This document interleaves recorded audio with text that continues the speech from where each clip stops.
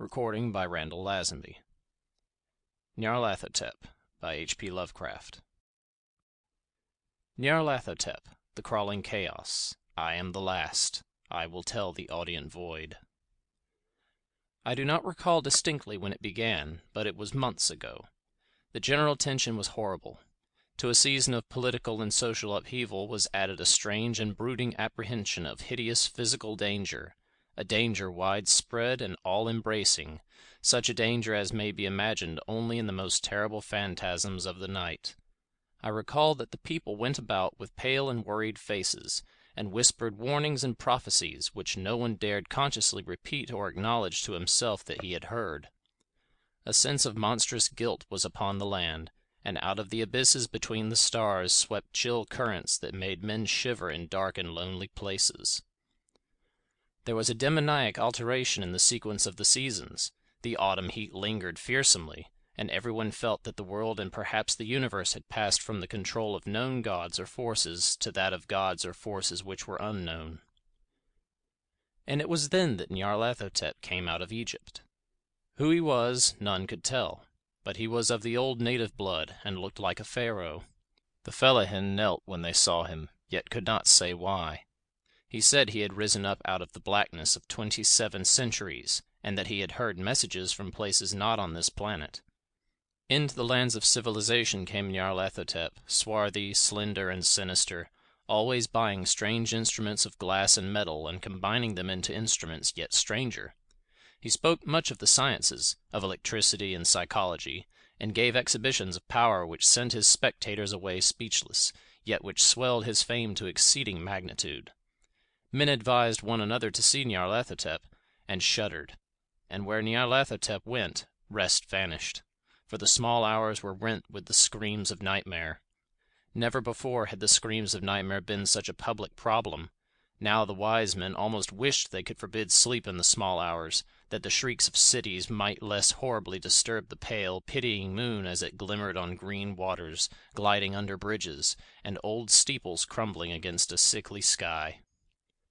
I remember when Nyarlathotep came to my city, the great, the old, the terrible city of unnumbered crimes.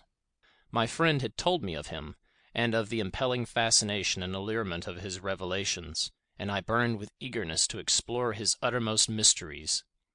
My friend said they were horrible and impressive beyond my most fevered imaginings, and what was thrown on a screen in the darkened room prophesied things none but Nyarlathotep dared prophesy, and in the sputter of his sparks there was taken from men that which had never been taken before, yet which showed only in the eyes. And I heard it hinted abroad that those who knew Nyarlathotep looked on sights which others saw not.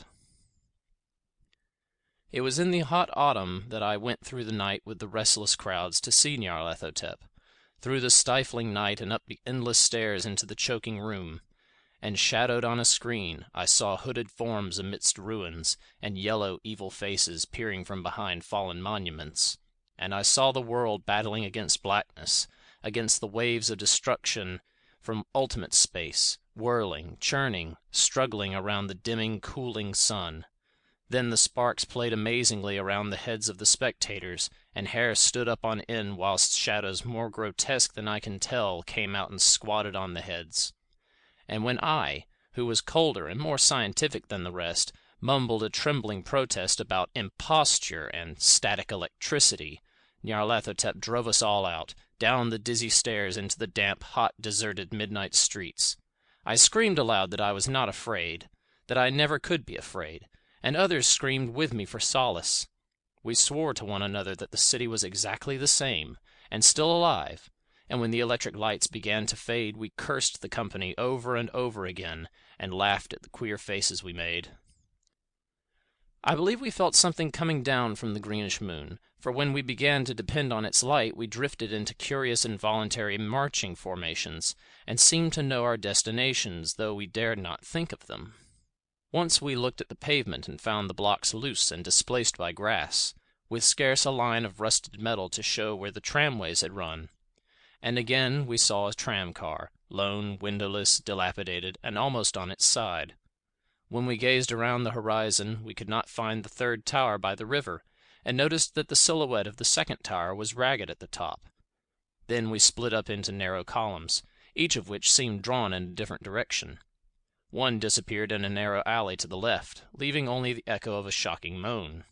Another filed down a weed-choked subway entrance, howling with a laughter that was mad. My own column was sucked toward the open country, and presently I felt a chill which was not of the hot autumn, for as we stalked out on the dark moor, we beheld around us the hellish moon-glitter of evil snows. Trackless, inexplicable snows, swept asunder in one direction only, where lay a gulf all the blacker for its glittering walls. The column seemed very thin indeed as it plodded dreamily into the gulf. I lingered behind, for the black rift in the green-litten snow was frightful, and I thought I had heard the reverberations of a disquieting wail as my companions vanished. But my power to linger was slight. As if beckoned by those who had gone before, I half floated between the titanic snowdrifts, quivering and afraid, into the sightless vortex of the unimaginable. Screamingly sentient, dumbly delirious, only the gods that were can tell.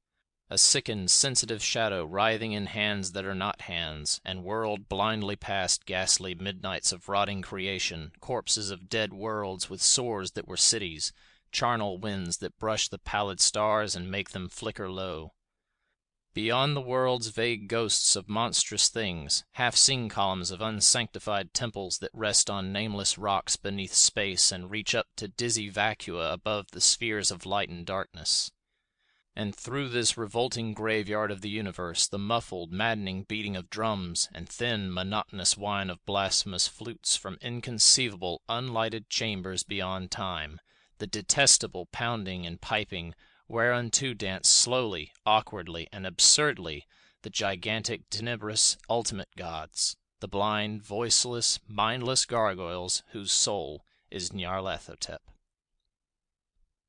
End of Nyarlathotep by H.P. Lovecraft.